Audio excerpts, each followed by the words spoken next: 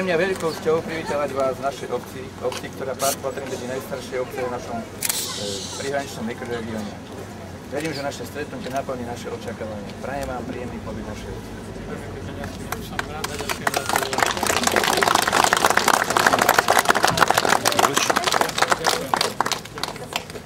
A teraz ako si tam chvíľ? Dobre, okej. Dobre, díky. Dobrý deň, prajem. Dobrý deň, prajem. Ja by sme chceli, aby sa pokiaľ nejaké dočania mali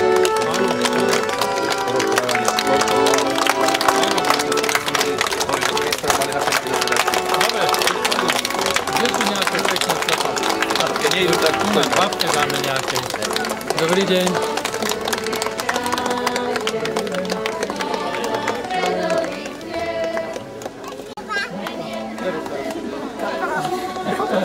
Ja som detko. Všetko najlepšie prajem. Jak sa dáme? Ten, áno, áno.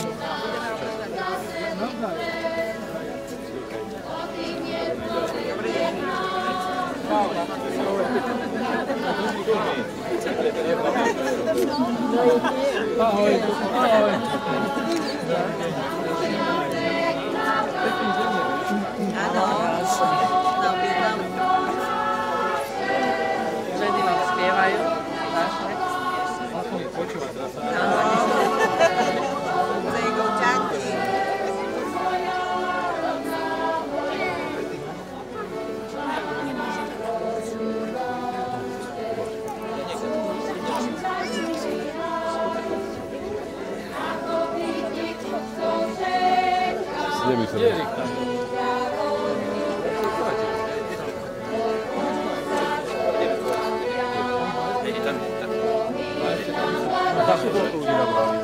Tak to je všetko naše.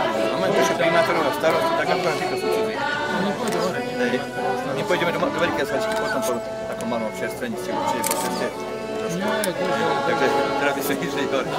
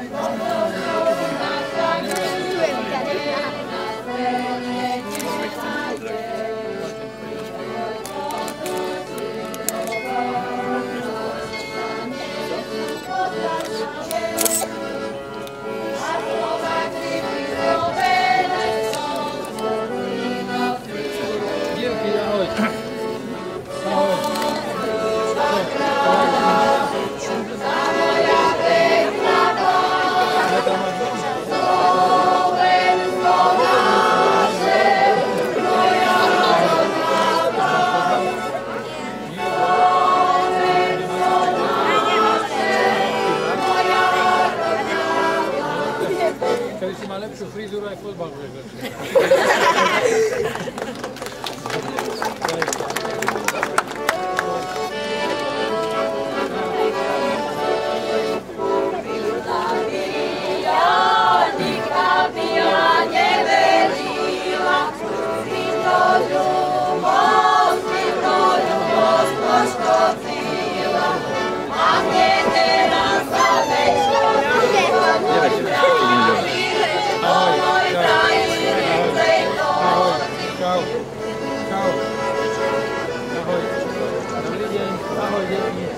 To dolu.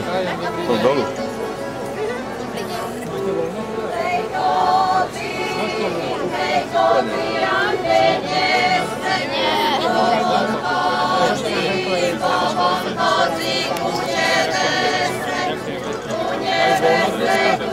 Po obede len.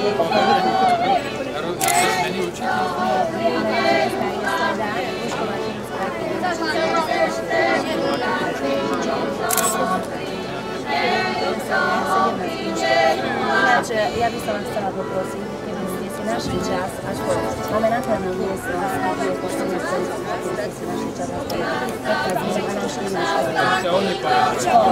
To je otázka 10-15 minút, lebo to je jedna úžasná miestnosť. Ja nie, to musia oni povedať.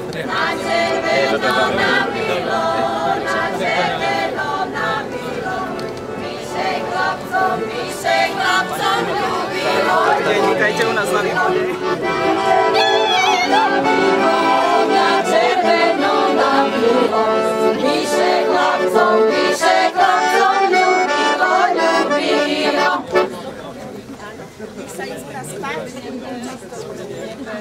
Ja ani si ich nezatleskám.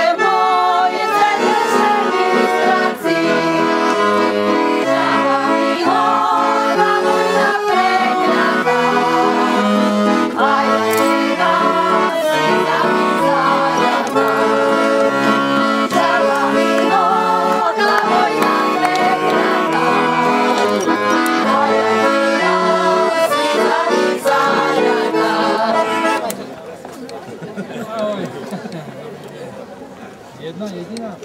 Mám ešte vnúka, ale ten neviem, kde je. Tam je na druhej strane. Dobrý deň, vítajte u nás.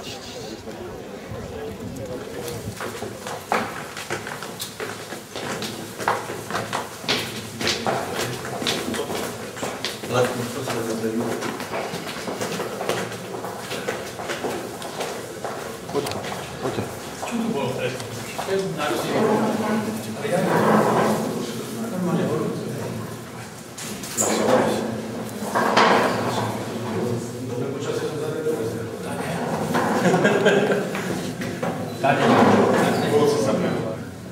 Zastupiteľi som poradili komisii.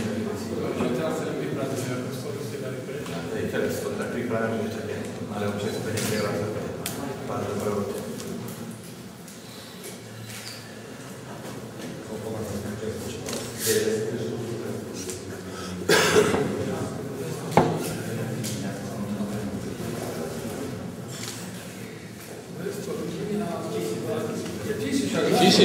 ľudí, preto som pozeral kopu ľudí. Nie, že oni, že prvé, že kde toľko ľudí, 1200 ľudí. To je veľa.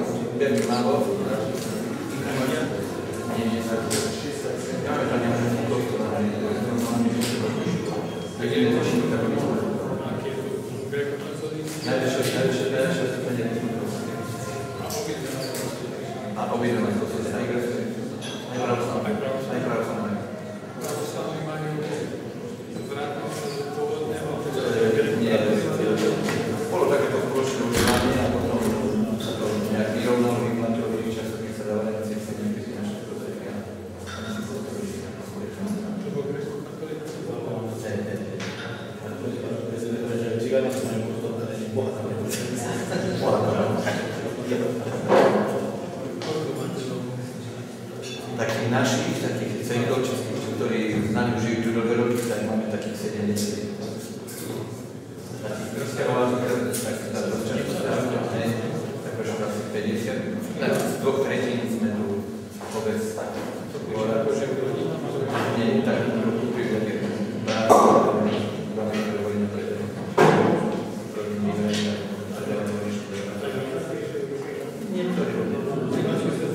naši väčší robia umyslený.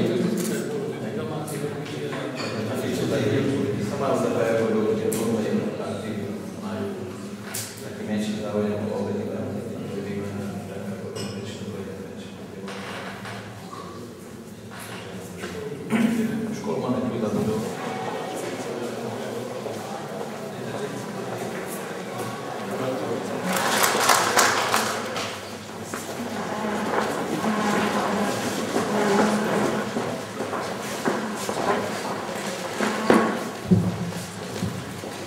Vážené starostky, vážení starostovia, vážení členovia obecného zastupiteľstva.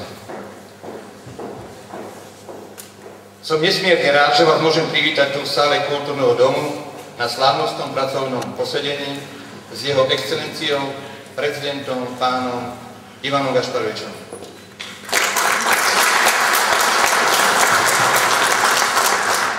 Verím, že toto naše stretnutie sa bude uberať cestou dobrých poznatkov do budúcna pre našu samosprávu. Pán prezident nás určite ubezpečí a uistí, že práca starostov, primátorov je neľahká a že urobí určite všetky kroky, pretože by tá cesta nebola horšia, pri najhoršom lepšia a že nás bude brániť alebo chrániť s tým, že bude podpísať iba také zákony, ktoré sa budú páčiť nám i našim občanom. Takže vítajte u nás, pán prezident.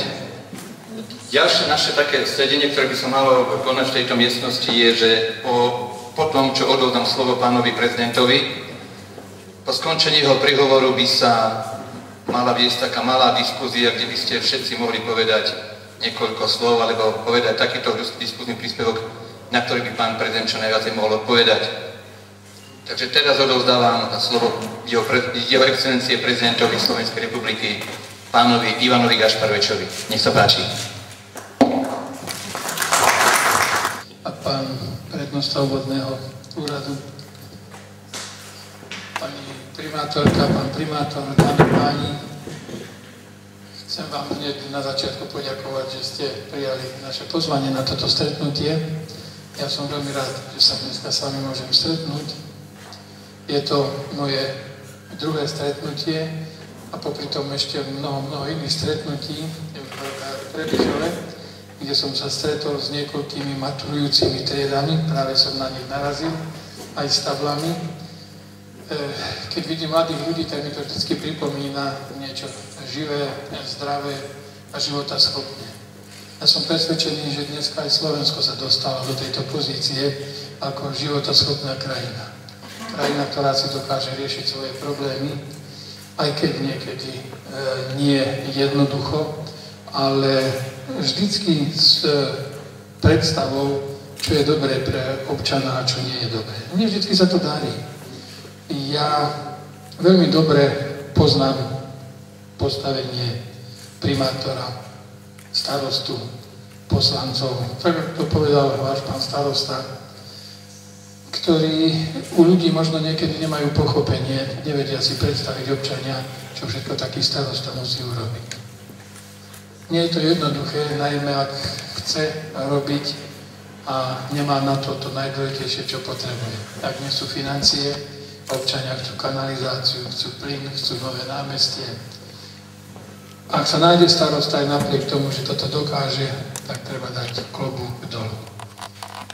Slovensko nie je veľká krajina a nemá ani veľké mestá, ani obrovské dediny. Ale o to je krajšia a zaujímavejšia a o to je zaujímavejšia aj práca vás všetkých, že napriek tomuto dokážete aj susedské vzťahy s občanmi nadväzovať.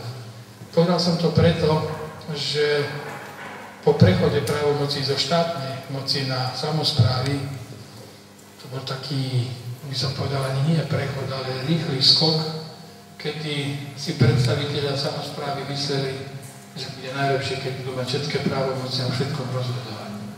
Áno, to je dobré, len to pozadie je potrebné, čo som povedal. Peniaze.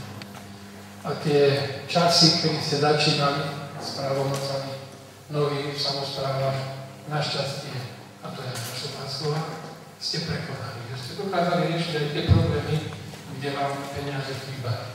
Napriek tomu je ešte veľmi veľa oblastí, kde je potrebná vaša intenzívna práca. Ale skôr by som povedal spolupráca. Spolupráca, ktorú musia pochopiť aj predstavitelia vyšších územných celkov, aj predstavitelia okresov a pomáhať starostom. To nie je pomoc starostovi, to je pomoc občanovi. Ja som veľmi rád, že v obciach, a to som mluvil od Trebišove dneska, kde samozrejme sú takisto v zastupiteľstvách poslanci, či už ľavicovi alebo pravicovi, nie je taká tvrdá rivalita ako v Národnej rade.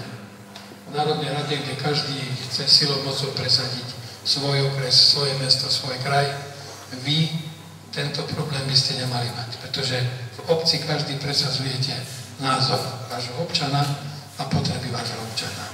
A ja vám v tomto chcem poďakovať a som presvedčený, že vaša práca je tým základným kameňom k tomu, aby bolo dobre aj na Slovensku. Slovensko ozaj takým, by som povedal, dynamickým rozvojom dosiahlo pozície, ktoré vo svete dneska sú pre nás veľmi pozitívne.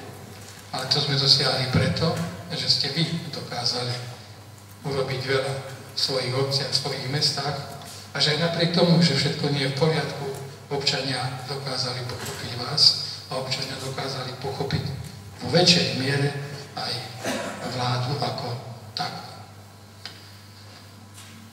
Bolo strašne veľa chvíľ, kedy sa hovorilo, že Slovensko nevydrží, že Slovensko po roku 98 začalo naberať dých a že nová vláda urobí všetkému koniec. Opak je pravdou. A ja som práve tomu veľmi rád, že z mesiaca na mesiac sa potvrdzuje, že Slovensko je schopné.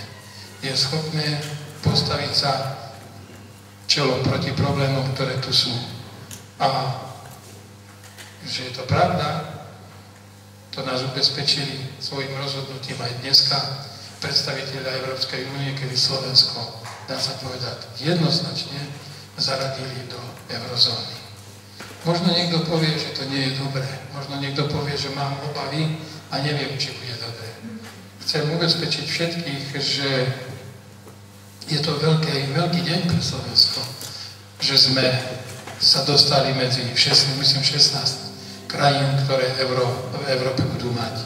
A preto si myslím, že tento krok je pre nás ozaj krokom veľmi pozitívnym. Môžu byť zo začiatku nejaké problémy, ale to budú problémy nezanedbateľné. Ľudia sa často boja, že čo, ako. Čakajú na vysvetlenia, hľadajú vysvetlenia. Ja si myslím, že ani nie je potrebné nejak vysvetľovať, aký konvergenčný kurz bude, ako sa bude správať podnikateľ, ako sa bude správať občan. Ja si myslím, že to také najpochopiteľnejšie je jedno, že za tú istú hodnotu, ktorú teraz mám, povedzme, v 1000 korunách, tak v hodnote, ktorá bude za 1000 korún v eurách, kúpim presne ten istý tovar. Žiadne skoky cien. Pokiaľ by došlo, a asi aj dojde k zvýšeniu cien, tak to nie je kvôli euru, ale kvôli tomu, čo sa deje v Európe a čo sa deje vo svete. Všetci určite dobre sledujete a sami si viete zhodnotiť situáciu, aký stav je v potravinách, aký stav je v pohonných hmotách, aký stav je v energetike. Čiže tu sa dá očakávať, že dojde k určitému nárastu. Ale na druhej strane sa dá očakávať, ja som presvedčený, že to tak aj bude, že dojde aj k nárastu reálnej mzdy Slovákov pracujúcich. A takisto ten odraz aj na sociálnu sféru dôchodkov. Takže z tohto pohľadu ja som veľmi rád, že môžem vystúpiť a povedať, nebojme sa, euro pre Slovensko má ozaj viac výhod, ako na začiatku možno niekoľko nevýhod. To som presvedčený. To, že sa sa vám darí vo vašich zastupiteľstvách a že máte vzájomné pochopenie aj stranické, to nemôžem povedať o veľkom parlamente, o Národnej rade, kde situácia je opačná. Aj keď možno z určitého pohľadu regionálnej príslušnosti toho, ktorého poslanca aj pochopiteľná, ale už nie pochopiteľná z pohľadu postavenia politických strán. Je to jedno, či je to opozícia alebo koalícia, všetci by mali mať pred sebou dopad svojich názorov, svojich rozhodnutí, najmä pokiaľ ide o kroky, ktoré sú negatívne pre rast Slovenska. A tých je žiaľ Bohu na politickej scéne dosť. Tá nevraživosť medzi politickými stranami v Slovensku nikdy nerobila dobre v minulosti a nerobí dnes a ani v budúcnosti. Preto si musíme uvedomiť, že, a to najmä u občanov, že zhoda politických strán na niektorých programoch, ktoré vyšli z volieb,